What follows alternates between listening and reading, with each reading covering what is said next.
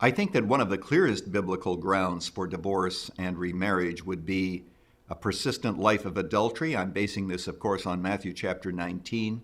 It's a controversial passage, but I think that most interpreters interpret it that way, that divorce would be allowed where the marriage bond has been broken by infidelity.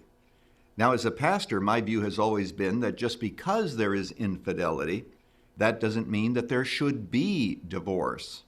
And thankfully, we have many examples of people who, even though there was unfaithfulness in the marriage, have been able to forgive and to rebuild trust and all of those ingredients that make a happy marriage. But certainly one who persists in the life of immorality, and then if that person marries the one with whom they are involved, I would certainly affirm that the other party is free to remarry.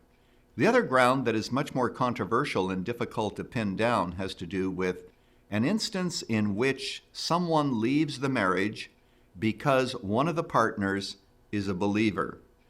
And of course, as pastors here, we need a tremendous amount of discernment because sometimes people come to us with situations that are very, very difficult to be able to negotiate and to be able to adjudicate.